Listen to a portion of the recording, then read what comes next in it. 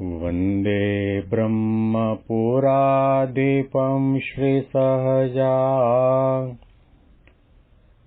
नन्दं च मूलाक्षरम्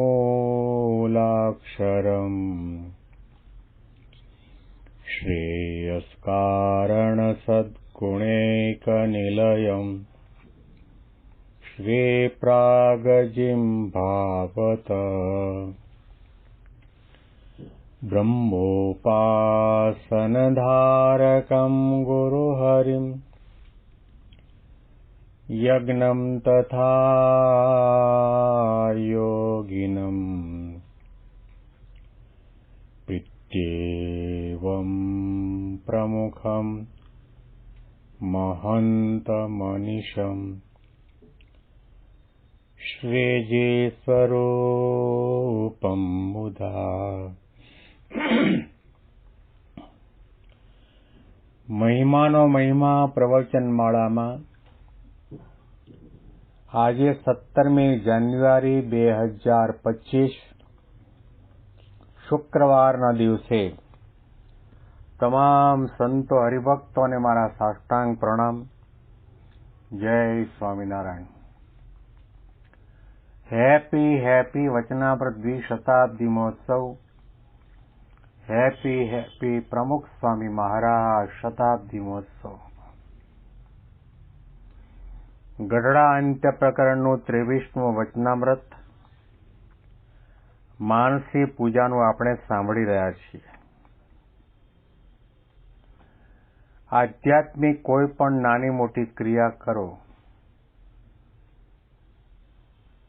એમાં કદાચ દર્શન કરતી વેળાએ આપણા બે હાથ જોડાયેલા હોય,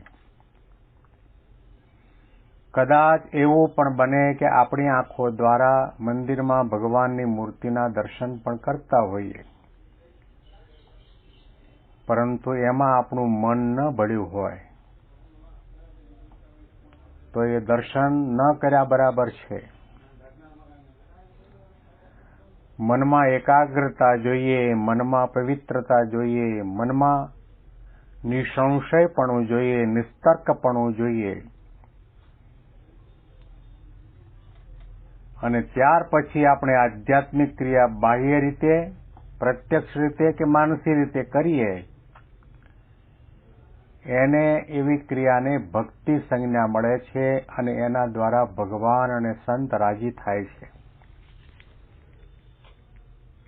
માનસી પૂજા કરવામાં પણ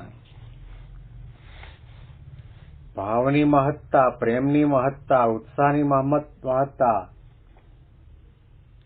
સમજણની મહત્તા, એકાગ્રતાની મહત્તા, સંકલ્પ વિકલ્પ રહિતપણાની મહત્તા, પરંતુ સાથે સાથે મહારાજ આપણને એ દિશા બતાવે છે કે સમાની સેવા કરો. માનસીમાં તમે વડતાલના હરિકૃષ્ણ મહારાજને ધ્યાનમાં લો. અત્યારે શિયાળો ચાલે છે તો પછી આપણે હરિકૃષ્ણ મહારાજને પ્રાતઃ સમયમાં સ્નાન કરાવવું, અને એ વખતે આપણને પહેલો વિચાર એવો આવવો જોઈએ કે અત્યારે ઠંડીના દિવસો છે, જ્યાં સ્નાન કરાવવા માટે આપણે બેઠા છીએ ત્યાં આગળના બારી બારણા બંધ કરવા. ઘણી વખત બારીમાંથી, વેન્ટિલેટરમાંથી પણ પવન જોરદાર આવતો હોય, અને તે સાથે બીજો વિચાર એ કરવાનો કે ઠંડી છે એટલા માટે ગરમ પાણી તો લઈએ, પણ એ પાણી શરીરને સહ્ય હોવું જોઈએ, એ પાણી શુદ્ધ હોવું જોઈએ, એ પાણી સુગંધિમાન હોવું જોઈએ. અને આપણે ધીમી ધારથી હરિકૃષ્ણ મહારાજને સ્નાન કરાવીએ અને પગની ચંપી ચાપી દઈએ, પગની પિંડી ઉપર પાણી ધરીએ, વાહામાં પાણી ધરીએ, ખભા ઉપર પાણી ધરીએ, સાથળમાં પાણીની ધાર કરીએ, અને જાણે કે સાક્ષાત મહારાજને અને ગુરુહરિને સ્નાન કરાવી રહ્યો છું એવી પ્રકારની વિશુદ્ધ ભાવના સાથે જો સ્નાન કરાવીએ તો સમજવો કે સમય સમયની ભક્તિ. મહારાજ એની સમજૂતી આપણને આપે છે. એ ફરીથી મહારાજના શબ્દો આપણે વાંચીએ છીએ. પછી શ્રીજી મહારાજ કૃપા કરીને સર્વ હરિજન પ્રત્યે બોલ્યા છે, જે ભગવાનનો ભક્ત હોય તે નિત્ય ભગવાનની માનસી પૂજા કરે. તે માનસી પૂજા કરવાની એમ વ્યક્તિ છે જે ઉનાળો, શિયાળો કે ચોમાસું એ 3 ઋતુને વિશે નોખી નોખી માનસી પૂજા કરવી. તેમાં ઉનાળાના 4 મહિના સુધી તો એમ પૂજા કરવી જે સારું, ટાઢું, સુગંધિમાન, પવિત્ર જળ હોય તેણે કરીને ભગવાનને પ્રથમ નવરાવવા. તે પછી ધોયેલો ધોળો ખેસ સુંદર ઝીણો અને ઘાટો હોય તે પહેરવા આપવો. તે પછી સુંદર આસન ઉપર વિરાજમાન એવા જે ભગવાન તેના અંગ અંગ વિશે સુંદર મળિયાગર ચંદન ઘસીને વાટક્યામાં ઉતારી રાખ્યો હોય તે ચર્ચવું.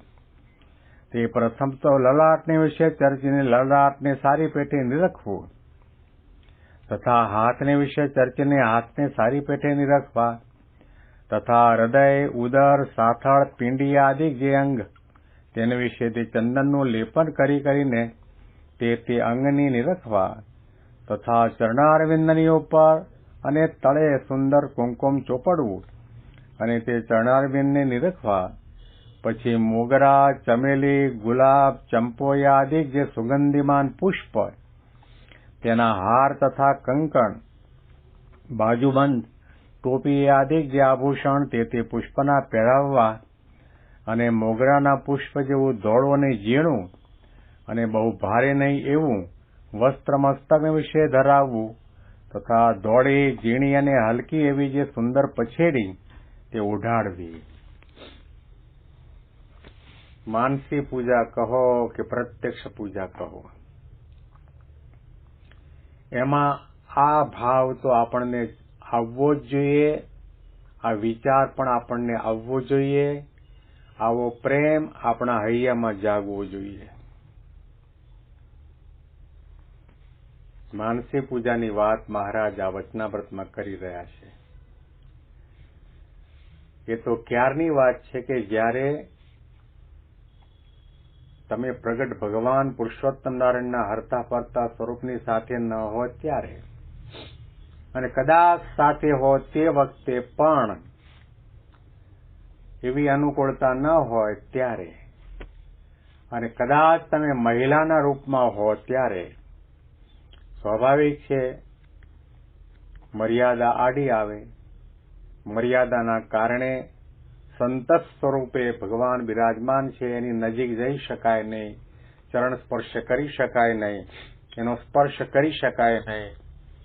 તો એવા સમયની અંદર મહારાજ પોતે બહુધા મહિલા હરિભક્તોને માટે પ્રત્યક્ષ પ્રમાણ ભગવાનની પૂજા કરવાની રીતિ બતાવે છે. પ્રત્યક્ષ રીતે મહિલાઓને ભલે નિષેધ હોય, મર્યાદા હોય, નજીક ન આવી શકે, વાતો ન કરી શકે, પગચંપી ન કરી શકે, સ્નાન ન કરાવી શકે, ચરણ સ્પર્શ ન કરી શકે, સામે બેસીને જમાડી ન શકે, પીરસી ન શકે, પરંતુ માનસીમાં ક્યાં કોણ ના પાડે છે? આપણા માટે ભગવાન પુરુષોત્તમ નારાયણ સહજાનંદ સ્વામી મહારાજ, યોગી બાપા, પ્રમુખ સ્વામી, મહંત સ્વામી મહારાજના રૂપમાં છે. મનમાં ધારો કે હું મહંત સ્વામી મહારાજને સ્નાન કરાવું છું, સુગંધીમાન જળથી સ્નાન કરાવું છું, શરીર ચોળી ચોળીને સ્નાન કરાવું છું, અને સ્નાન કરાવતી વેળાએ એ વાહો પણ દબાવું છું, પગની પિંડી પણ દબાવું છું, ખભાના ભાગને પણ દબાવું છું, અને સારા સારા સુગંધીમાન ચંદનવાળા, અત્તરવાળા સાબુથી ઘસી ઘસીને સ્નાન કરાવું છું. ભલે પ્રત્યક્ષ રીતે મહંત સ્વામી મહારાજ સાધુના રૂપમાં છે એટલા માટે સાબુનો ઉપયોગ ન કરે, શેમ્પૂનો ઉપયોગ ન કરે, સુગંધીમાન પદાર્થનો ઉપયોગ ન કરે, આપણે સમજી શકીએ છીએ. પરંતુ માનસીમાં કરવામાં કોઈ બાધ નથી, કોઈ નિષેધ નથી. તમારી જેવી ભાવના હોય, સોનાનો થાળ બનાવો, 56 પ્રકારના ભોજનની અંદર વ્યવસ્થિત રીતે ધરો અને મહંત સ્વામી મહારાજને, યોગી બાપાને, પ્રમુખ સ્વામી મહારાજને તમે જો મહિલાના રૂપમાં છો તો માનસીમાં બરાબર સામે બેસી બાજોઠ ઉપર મૂકેલા સોનાના થાળમાંથી પૂરણપુરીનો નાનો એવો ટુકડો ઘીમાં જબોળી એ ગુરુ હરિના મુખારવિંદમાં મૂકો. આમાં કોઈ ના નહીં પાડી શકે.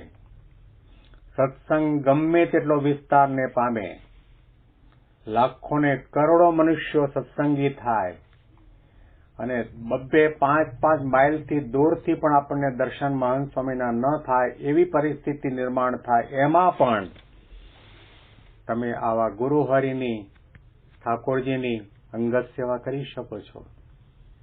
એમાં તમે કોઈ પણ જ્ઞાતિના હો અને તમારા કોઈ પણ વેશ હોય, તમારી પાસે ધન સંપત્તિ હોય કે ન હોય, ઝૂંપડપટ્ટીમાં રહેતા હોય તો પણ સોનાના થાળમાં 56 પ્રકારના ભોગ ઠાકોરજીને, ગુરુહરિને ધરી શકો છો.